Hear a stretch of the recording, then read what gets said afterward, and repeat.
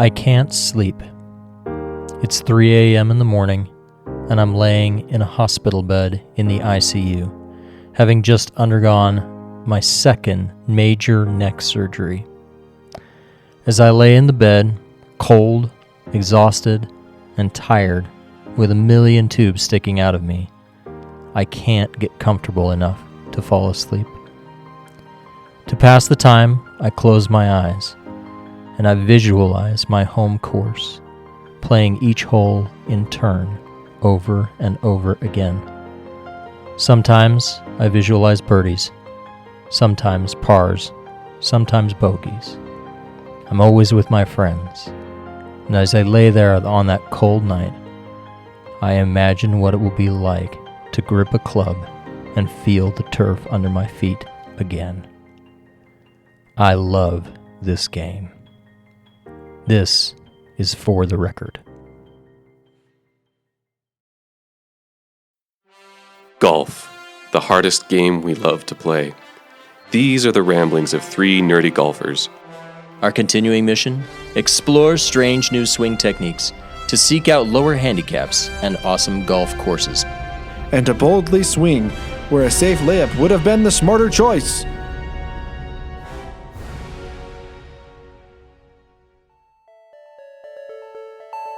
Welcome back to For the Record, the chronicles of Cody, Eric, and John Paul on our quest to become better golfers. Today we've got At the Turn, we've got a birdie bev, and we got to play our first score-counting round of the season. But first, JP and Eric, I need to tell you about a mysterious package I received in the mail. A mysterious package? Was it ticking? It was not. It was addressed to those For the Record lads. Are you kidding me? Is this a real story? Inside was a mysterious cylindrical object, and the internet helped me learn that it was to be used in a phonograph, which was an early audio recording device invented by Thomas Edison. Okay. Now, I sat and wondered how I was going to get the audio off of this thing, and then I remembered that JP has like 1 million of these at his school because that's considered the latest and greatest tech in his school district. Very funny. But anyway, I got it converted, and I figured that we could listen to this together now. Okay, all right. Bring it on. Let's hear it. Halt! You stand before the Greenwarden, guardian of these hallowed greens. I have watched over this land for ages, and I will not allow sloppy chips to trespass beyond my watchful gaze. Your touch must be precise, your loft true. Only those with the sharpest skills shall earn passage. But be warned, many have tried, and their balls now rest in the sand, the rough, and the depths of the water beyond. Show me your finest stroke, or turn back now. Excellent. Oh my gosh, I have never been more proud and ashamed to be your friend at the same time. You know what that means? We have been challenged by the Greenwarden. It is our first boss fight. Bring it on. I needed to give you a little bit of background on the Greenwarden. Oh my gosh, for the listeners out there who have no idea what's going on, we just got handed essentially Magic the Gathering cards with the stats for the Greenwarden. The Greenwarden costs 3 forest mana and 3 colorless mana to summon. He is a legendary creature, a guardian. His special abilities are Vigilance. Only flying creatures can damage the Greenwarden. At the bottom, the colorful quote says, "Only those with the sharpest chips can pass the Greenwarden's watchful eye," and he is 10 over 10. So the Greenwarden has challenged us to take on his green, and I figured that it would be a great chance for us to do that. What better way than with Up and Down? John Paul, explain the rules of Up and Down. It's a great practice technique to get your short game kind of wrangled in. Absolutely. I'm really passionate about this game. I think it's one of the best games that you can play on the green. One of the things that drives me crazy is going out to a putting green and seeing a guy drop 10 golf balls and hit it from the same spot towards the same cup. There's no real life golf situation in which you get 10 shots at the same cup. It doesn't happen. So I don't want to throw too much shade at them, but we found a game. Except for you just did. I just did. Just threw all the shade at them. I'd do it again. All you people putting 10 balls, play this instead. The game of up and down is you take turns picking a spot off of the green and then choosing a flag on the putting green. And hopefully you're doing this at a course that allows you to chip onto their putting green. And you take turns choosing a spot, kind of like horse or pig or a game like that in basketball. And then in the idea between up and down is to try and chip it and one putt. So every hole is essentially a par 2, and you're trying to play for 2 shots. So if you chip it in, you can get a birdie. But if you chip on and then 2 putt, you're bogeying. And then you just kind of go around taking turns. In our case, there's 3 of us, so we each pick a hole. If we play 3 rounds, that's going to be 9 holes. And we did this at a course this week. John Paul is really good at short game. He chips very well, and if his putter's hot, then there's usually no stopping it. But I am proud to say that I emerged triumphant that day when we played up and down. You did. I did. Much to my eternal shame. I think it was 2 strokes. I think I got 2 you strokes. by 2. Yep. Eric, what do you think? I know the short game is one of the things you really wanted to improve on. What did you think of the game? I don't know. I have mixed feelings, to be perfectly honest. I feel like playing with you guys is helpful, but I feel like if I just did it by myself, I just need a lot more repetition of it, and so I might just take some time and do it by myself, because I feel like that's going to be beneficial to me. That's a fair assessment. I think, Eric, I hear where you're resonating from, because we did kind of do it in the spirit of competition and we were trying to do it. And Cody and I are much more competitive people naturally, I think, than you are. And it's less that. It's more that I need 1,000 more reps because you guys have 1,000 on me. Oh, there's no way Eric is not competitive. You play him in a game of Dominion and he won't even tell you the rules because he wants to beat you so bad. Splendor is where it's at. But what I was wondering, what I was trying to articulate is, I wonder if the fact that we were in a competition actually hindered your performance because you were nervous about hitting bad shots. No, I wasn't thinking about it as a competition at all. I was strictly trying to figure out how to play a ball in general. And my biggest issue is, we've talked about in the past that you visualize a shot.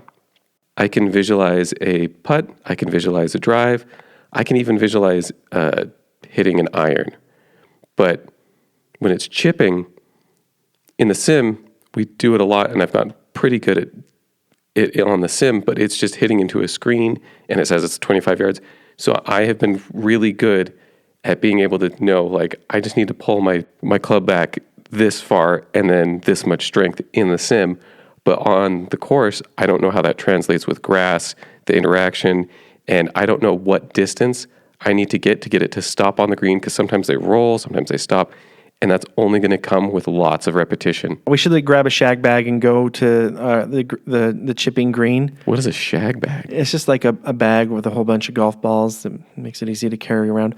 That's totally a name that all of us would just know off the top of our head. It's a very common golfer's name for shag bag? Yeah. Like the fourth that gets paired with you. This is Mr. Shagbag. He'll be joining you today. It's a common golfing name. He's the guy that picks up all your balls, I guess. But yeah, we should totally do that. Throw a bunch down and just chip after chip after chip to get a feel for it. I have a problem chipping in the sim because I'm a feelsy chipper. I want to see where the pin is. I can't measure at like 5 degrees of angle, and then I cannot do that. See, and I'm the opposite. That is what I am good at, is knowing how far back, because I can give it the same amount of power and then just know I need to go back 35 degrees. Oh, I was going to insert really quickly. I think, going off that same line, one of the things that's the hardest to develop when you're trying to learn how to chip and get really good around the greens, and I'm still working on this, as you guys know, in a way it's courage. So I think it's fitting that we're talking about the Greenwarden as a boss, because the issue is, to hit a really good, particularly a flop shot, you have to have decent club head speed. If you're only 10 feet off the green, hitting it with decent club head speed, if you catch it even the tiniest bit thin, It's gone. Yeah, and that's what I do every time. It is gone. If you catch it fat, you're going to duff it 3 feet and still not be on the green. And that is a game of millimeters.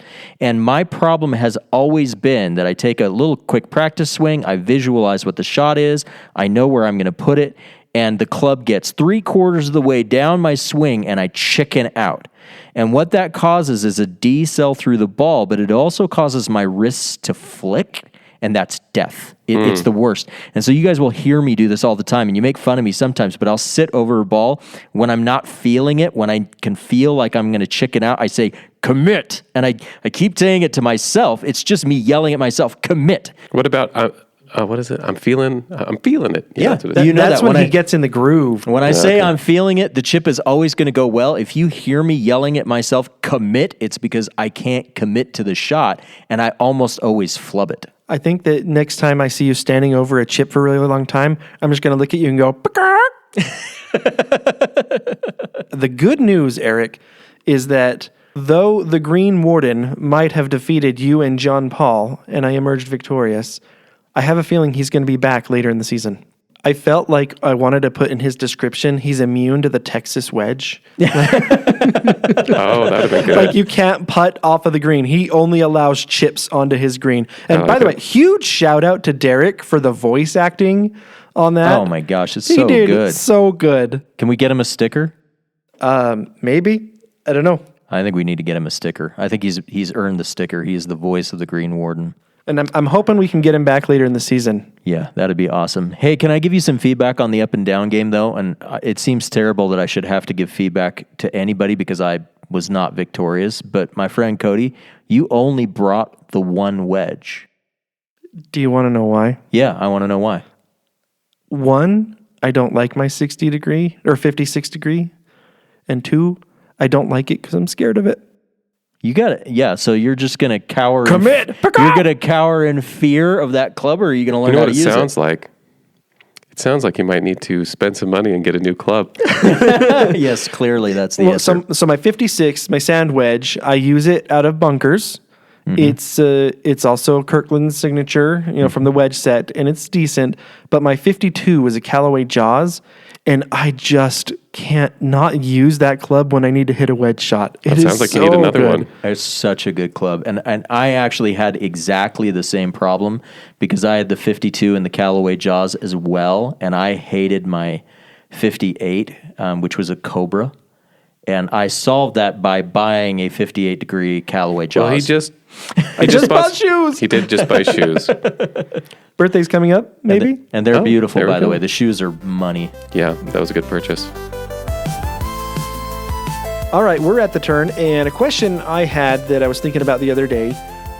John Paul, if you were my caddy, because you give me, you hold back when you have suggestions for me. I know you do. I see it in your eyes because you're like, I don't want to infringe on what I know he's trying to do, but I have one thoughts. of the 10 commandments of playing golf is that you never give a guy advice unless he asks for it.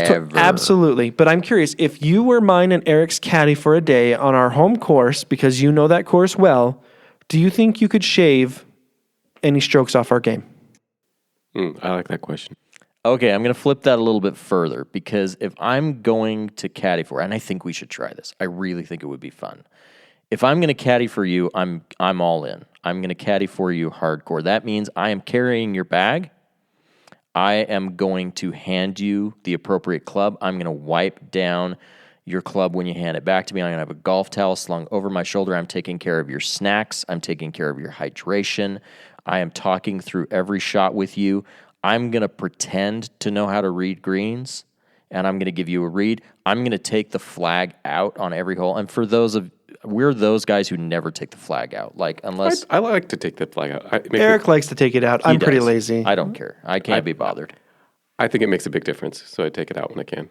Yeah, so I would go the extra mile. And I think if I caddied for you like that, it could have a positive effect if you were in the right frame of mind. I think it would, thinking back now, I think it would help me a lot because he would help align me better.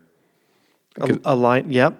I think mechanically your golf swing, could give oh, hey, you're aimed a little left or a little right. Let's fix that. It's hard to notice that yourself. Yeah, I think that'd be big for me. Mental state, because a caddy is someone that also can like help you reframe, get you out of your own head. I think it would be fun to try. Okay. And I don't know when in the season, but I think it would be great. Maybe I have an idea. We switch it out throughout the season. So we play around, and whoever wins becomes a caddy. We try it once each. Yeah. Mm-hmm. Oh, maybe. Oh, how about this? Rather than it being that, what if we each had like a token and you could spend it at any time to look at one of the other two and say, you on the bag today? That would mean they wouldn't get to golf that day. I think it's got to be planned. As long as we have a set number of tokens, I don't really care that when that gets thrown at me. Okay, how about this? It doesn't bother me. As long as each one of you only has one John Paul token, that means I'm only going to caddy twice this year, once for each of you, and you can spend it whenever you want, because I think caddying would be fun. I'm not losing out that week. I'm still going to have a good time being on the course with my buddies. It doesn't bug me. I like the idea. I think we throw it at the end of the round for the next round, so that you know going in, I'm not going to bother packing my clubs next time. Oh, yeah. So we have a week's notice. Yeah, and I don't know how helpful I would be as a caddy other than... I think you'd be surprised. I think you're selling yourself short. And I think it would be great, too, especially if you went all in and you had the towel slung around your shoulder, you prepare the snacks, like you know in advance. Oh, like, wow. Do you know what I mean? Like, yeah, okay. You are pretending that guy is a tour player and you're going to do everything in advance to try and make sure. Your paycheck depends on how well they play. If nothing else, it will give one excuse per year for Cody's clubs to actually get the grooves cleaned. Because he never cleaned.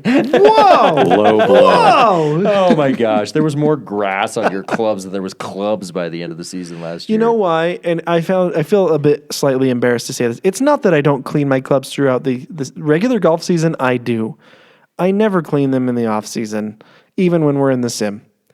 How's this? I have a large house full of many weird objects. I will obtain a talisman this week and will bestow the talisman on the winner of something, or on Saturday we'll bestow the talisman, and that will be the talisman that we pass. But you get to use it once in the season, but if you're the caddy, you get the talisman, and then you get to pick your caddy next. Fair. So that way it just passes around us, and so there's some incentive to make sure that we all have a chance to do each roll, but with the understanding that you get to use that bugger one time, so use it well. And I've been thinking about this because it's no secret that that John Paul, you'd have an advantage being a better golfer than Eric and I.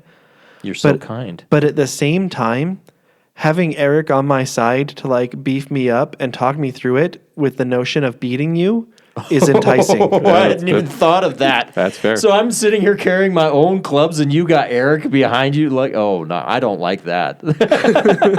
I think it'd that's be a distinctive advantage. I'm fine with the push cart. It doesn't have to be like an actual carry. I that's agree. fine. But Especially when it gets hot here. Yeah, but that's the notion of the picture going through my head, because sure, you could caddy for me and I could do a better round and maybe try for a personal best, but just Eric and I together just kind of like looking, be like, how can we do this to take John Paul down? And I just like get fired up and like, whoa. I just learned something about Cody's motivation in this whole quest to improve himself at golf. It has nothing to do with personal improvement or improving the game. It's all about beating me, really, what it boils down to. It's true. Yeah. I mean, that's life. Was this a surprise?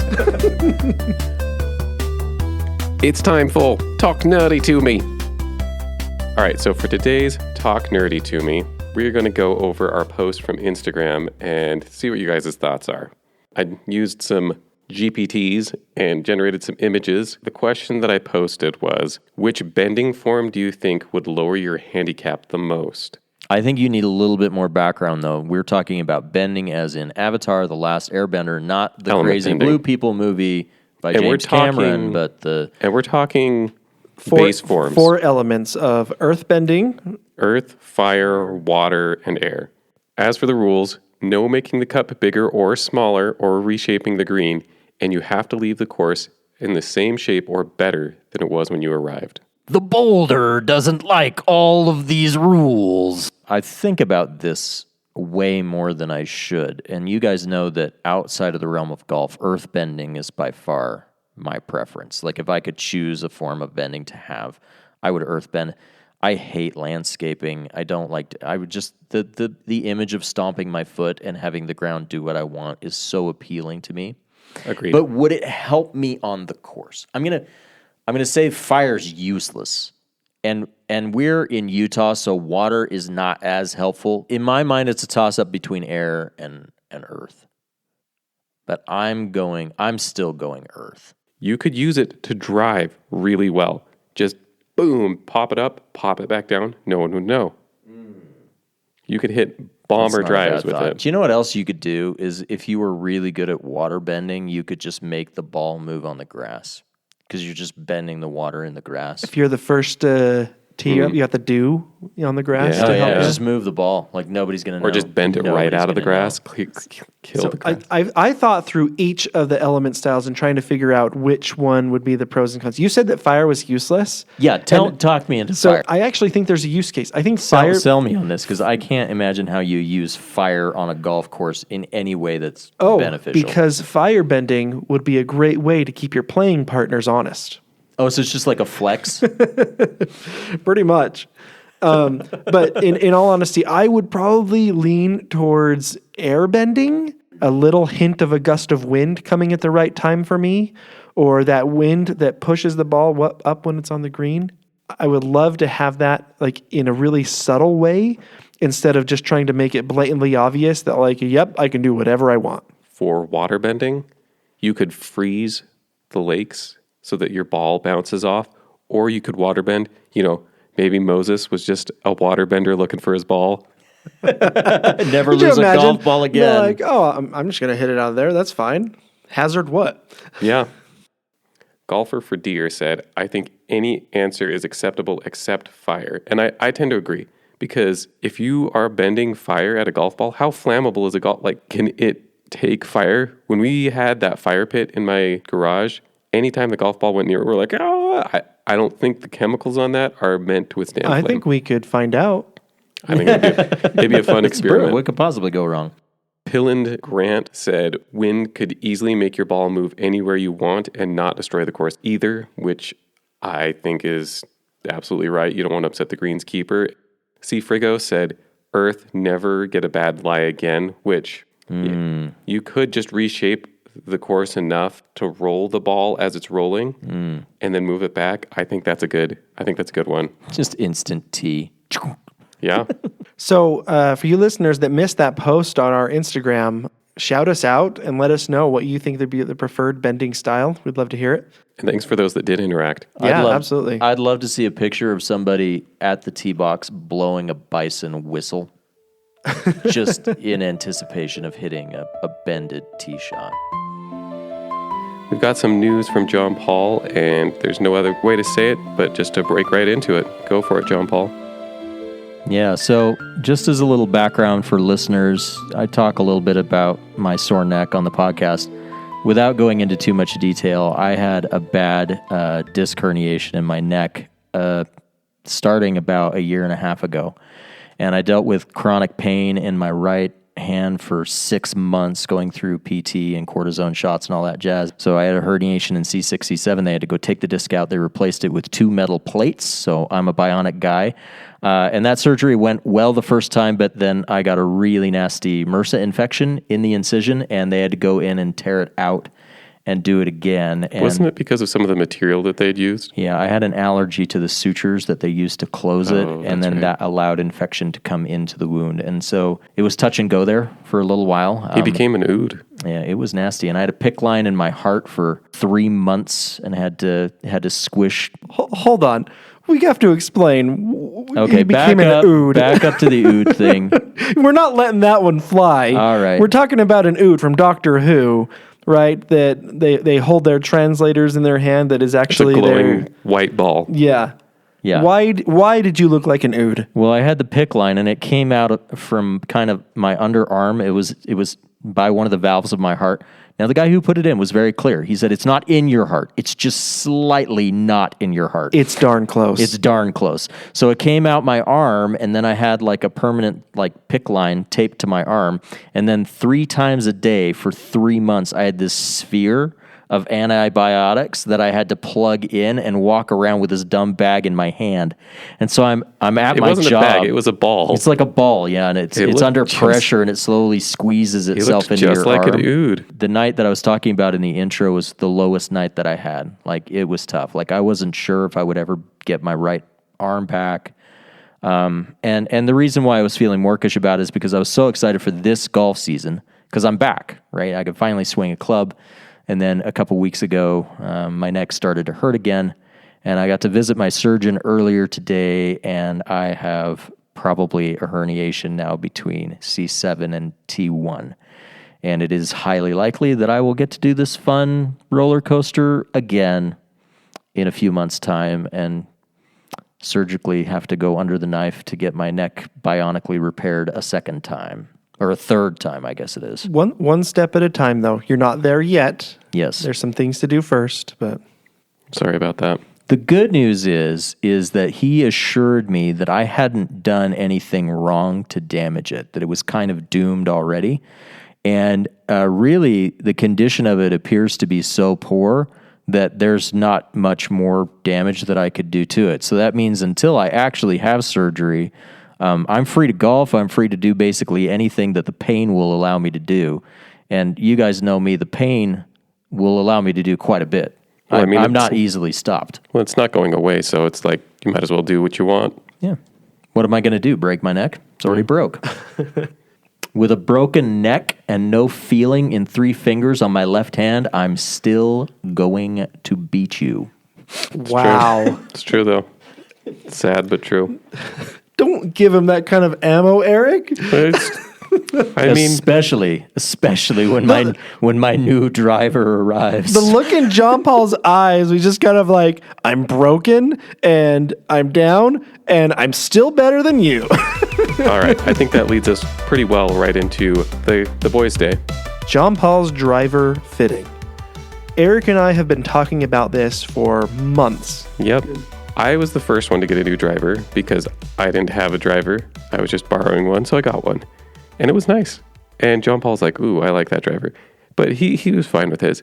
And then Cody got a new driver. And as soon as Cody got one, well, Eric's got a new driver. Cody's got a driver. We knew it was in the cards that John Paul was going to get one.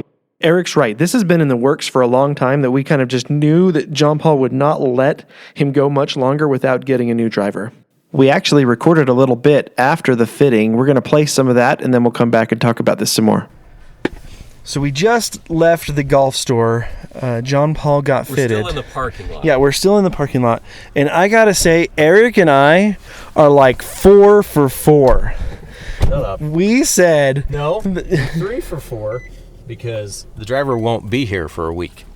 But if you walked out with a receipt in hand, if they had it in stock, you would have it in your hand. The only reason is because they don't carry that shaft in stock. Looking at your numbers, I took a picture of your numbers afterwards, and I took a couple of pictures along the way. And we said going into this that John Paul needed a bit more launch, and the fitter said that he wanted a little bit more spin. And that was easily come by switching the shaft. Well, it is the Ping G440 Max. It is with the Denali red 50-gram shaft, which is a very stable shaft. It's got no particularly crazy kick point on it. In regular flex, as outlined. And I have to say, the first swing that I took with it, the moment he had that shaft in it, was a magnificent moment. It's special. It went... So John Paul probably got about 20, 25 yards extra on his compared to his current driver. Oh, no. According to my old driver, based on the numbers that were there, I gained 20 yards carry over total distance. So I was carrying it 20 yards further than my old driver was rolling out. It was 40 yards of carry difference. So I will say, 12-degree loft, regular shaft, ping. I think Eric said ping. Yeah, I said ping, and I also called that they would have to adjust the lie on it, which they did 1 degree. It's a +1. Yep. So overall, fantastic fitting. The guy was amazing. He was really nice. I am torn between the shame of having to admit that you two were right, but I think it's outweighed by the ecstasy of the glorious club that is soon to be coming my way. The guy who fit me is a professional, and when I called to make the appointment, the people over the phone who set the appointment for me were like, "Oh, we're going to hook you up with this guy. He is our best fitter." I know now why he's their best fitter, and I suspect when he arrives at work each day, they lay palm fronds on the ground in front of him as he walks in the door. Because he is not only a very affirming individual and very skilled in the ways of the golf swing and really knowledgeable about all the clubs and the way to maximize your swing potential, he's also the single most aggressive salesperson I've ever seen in my whole life. I don't know. Aggressive is not the word. Literally, you had no choice. Yeah, that's what I'm saying. Like, his tactic was unbelievable. Like, I hit the last 3 shots with the driver that he set me up with, and he just said, "We're done." And I just followed him because he walked away. And he had walked away to the counter. He had put in the order for the club with my information and set ship. And it was a done deal. Like, I was paying for it. At no time during that process did anybody actually ask me if I wanted to buy that driver. It was assumed that because he had found the correct club, I had to have it. To be completely fair, would you take your time and money to go and do a fitting without the intention of actually buying what you got fit for? That would be so counterproductive. Yeah, I don't understand what your thought process was. I didn't have the intention of buying it because the current generation drivers are really, really expensive, and I was trying to be fiscally responsible. But here's the deal. To give you guys some very boring stats, that driver gains me 40 yards of, not total distance, carry. 40 yards of carry. Somebody puts a driver in your hand that gives you 40 extra yards of carry, you don't say no. And I did ask him, I was like, this is a magnificent club. This is a great shaft. And I know that I ended up buying a Ping. Their heads don't change a ton from iteration to iteration. There's minor tweaks. So I was like, hey, does the 435 have the same shaft? And he's like, nope, shaft's brand new. You need this one. I was like, okay, so be it. As I think you had alluded to this on a past episode about a coworker telling you about the root beer store. And we found and made pilgrimage to the root beer store. Huge shout out to the root beer store. I am going to say that it is a magnificent business and it was a lot of fun walking in. The building hasn't been made up to look old-timey. It is old-timey. That building was built in the 1880s, 1890s, and it shows. Like, I feel like a stiff breeze is going to blow it over. The manager was there. He was a super nice guy. We got some pictures with him. He recommended some root beers to us. It was like visiting Mecca if you're a root beer fan. It was awesome. We also found out that they have a subscription for like a root beer of the month club. That's the gift that keeps on giving, Clark. You bet. And so if you are also a fan of root beer and you live very far from us, which is likely, but would like in on the root beer store, you can visit their website and sign up for a monthly root beer delivery. We each picked up a Birdie Bev when we were there, different root beers to try out, and Eric definitely picked the best one. I got an all-natural root bear. It's got a picture of a bear on it. I have already opened it, and it smells very caramely. I'm pretty excited. Wow, it is very caramely. It's better than our other all-natural, but it still has a little bit of that odd flavor to it, but it is much better. Oh, that's good. That's got notes of ginger in it. It's got that butterscotch. It's not as sweet as it smells. It smells way sweeter than it is. Yeah. Is that the root beer? It's the root beer. Yeah, it's got that good caramely flavor. I ended up with a Three Stooges root beer. Wise Guy root beer has a picture of the Three Stooges in cowboy hats, which is a little silly. Yeah, there's not much going on. It's a pretty standard root beer. Not bad, though. Yeah, I like that. That's nice. It's like a root beer you would just grab off the shelf. It's unoffensive. Yeah, it's unoffensive. It's not special. It's just there. I've got the Genuine Hank's Gourmet Philadelphia Recipe Diet Root Beer. Being the diabetic guy, I figured I'd go diet since I plan to slam this whole thing. I don't have high hopes for it, but we'll give it a shot. The flavor of it is mediocre when it hits your tongue, and then it just disappears. It tastes like nothing. It's amazing. Like, its tastelessness is truly remarkable. Oh yeah, that's lost a lot of its flavor. There's not much going on there. That is the weirdest root beer. There's just like nothing to it. There's a little hit at the beginning, and then it just fades away to nothing. Okay, so let's talk about the Hank's. Now you guys have tried the Hank's Diet Gourmet Root Beer. Actually, my power ranking on this has fallen. I'm going to give this a 4. But I think we need a different power ranking scale for diet versus undiet. That's fair. A regular root beer is always going to be better than a diet in terms of pure taste, yes. I feel. So I'm going to call this on the diet scale a 4. I have a hard time giving that one a 4 just because it has no flavor. I would give it a 3. It's unoffensive, but it's just meh. Of the diet sodas we've tried so far, it is the least it is the least of us all. Well, no, but that having been said, the one that we did, the poppy one that we did, or the pop one, or whatever that was, yeah, see, that was actually physically painful. Like, it was offensive to drink. Yeah. This is at least non-offensive, so that's why the 4. I think I gave the Olipop a 2, so it's a little better than that, but not good. I'd give the Hank's Diet, honestly, it's probably like a 3 for me. Yeah. The Three Stooges, I'd probably give it like a 6. It's not offensive, but it's not special. I was gonna say a 5, right down the middle. I'm with Eric. I think a 5, but to be clear, that's a non-diet root beer, so that's a 5 on the non-diet scale. Eric's, I'll give it a 7.5. I was gonna give it an 8. Yeah, it's good. It's good. I'll give it a 7. So following our pilgrimage to the root beer store, we had the opportunity to actually go out and get a scoring round of golf.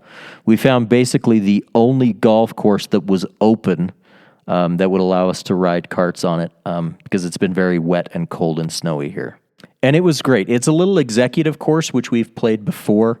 At least I've played it, and I know Cody's played it, and Eric has been there before, but they have a par 3 course and an executive. We played the executive before. We played the executive, so you've been on that course before as well. Yeah. And it's a good course. It's shorter. It's a par 32? Par 32. So it's not terribly long.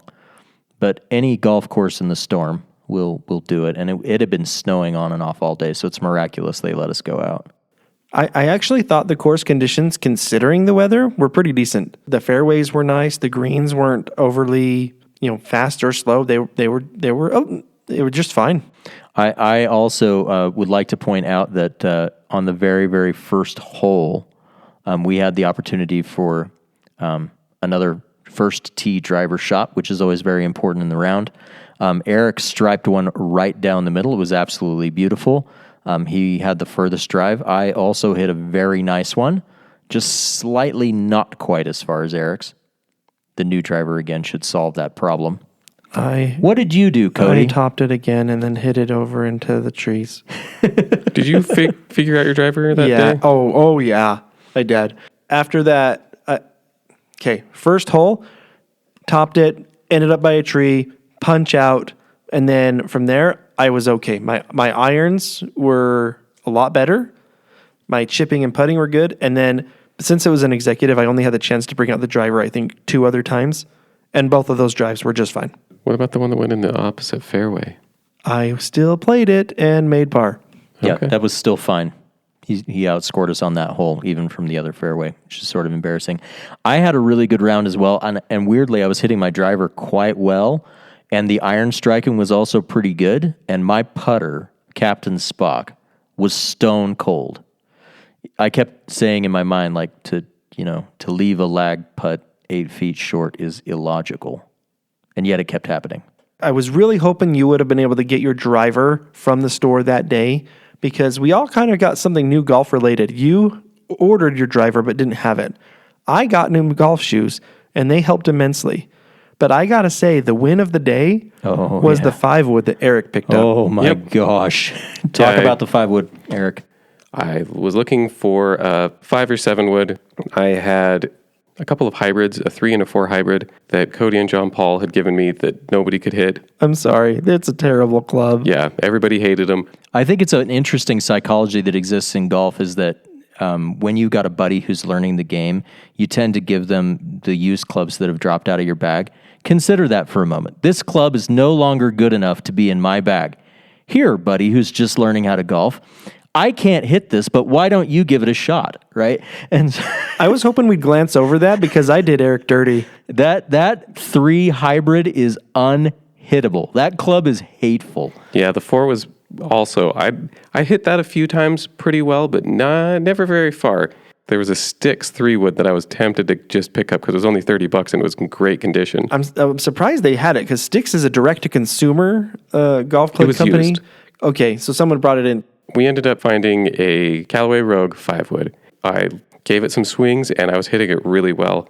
Yeah, the first hole we pulled up, I hit my driver. It was great. The second hole was just a little par 3. And then the third one was another par 3, but it was a long par 3. It was like 195, which is a decent length for us for a par 3. 195 flag into wind. Yeah. So I pulled out the new shiny 5-wood and I striped it and it went right on the green and I 2-putted for a par. You were the only one that made that on the green on that Yeah, hole. I was the only one that made it on the green. I pushed it out left, and I think John Paul came up short. Yeah, I did hit it short. The thing that's awesome about that new 5-wood that you've got in your bag is that your swing with it looks so effortless. It's just smooth, effortless. It makes this lovely bing sound, and the ball just goes for days. It's fantastic. And you hit it a fair number of times. Yeah, we had a par 5 on the next hole, and I hit a drive, and then I hit that, and I actually went just long of the green on that one. After our round of golf, we were able to go over to John Paul's house and order some pizza and tell us about the creepy old school video game we played that you enjoyed so much, John Paul. Oh my gosh. So we did play some good retro games, the All-Star Champion blah blah blah thing. What's it called again? It's the NES World Championship. Cody's only told me that like 12 times. Anyway, that was really fun. And then somebody had suggested that we play through Majora's Mask because I've never played that game. I know, Cody, it's one of your wife's favorites. It is, and I've never actually played it. I played Ocarina of Time, The Legend of Zelda, growing up, which is one of my favorite Zelda games. Never got into Majora's Mask. And have you played it, Eric? Majora's Mask? Yeah.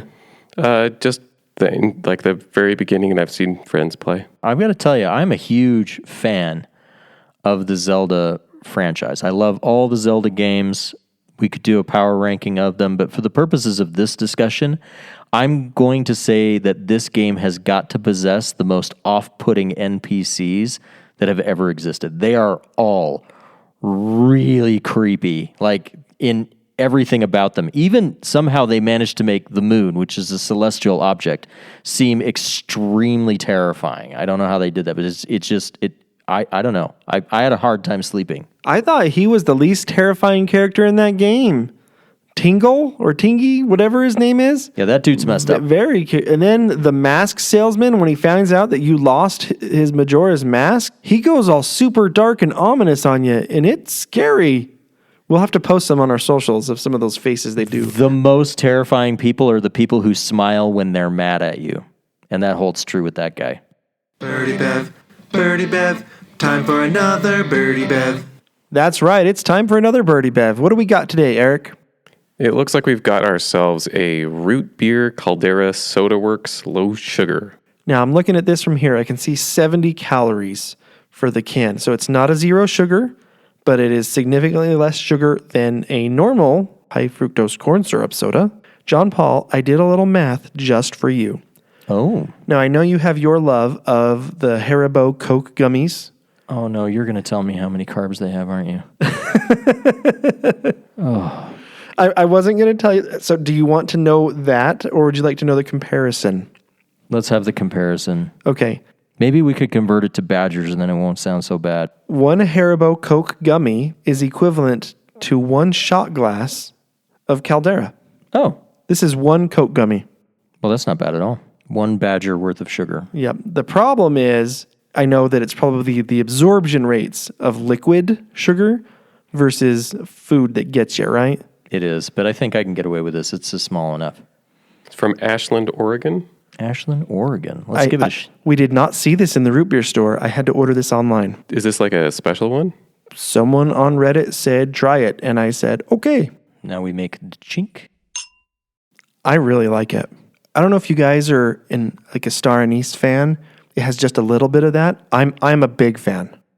I like that. It's smooth. We've talked about like the chemical flavors that sometimes will hit you. This has none of that. It is good. That's because it only has pure cane sugar as the sweetener. There, it shows. That explains its nice caramely start. It does start with a very hard shot of caramel, which is nice. It ends well too. That's very nice. I like that. Pure cane sugar is the only sweetener here? Yeah. And it's significantly less than like a normal root beer would have. Wow, how do they do that? This thing only has 15 grams.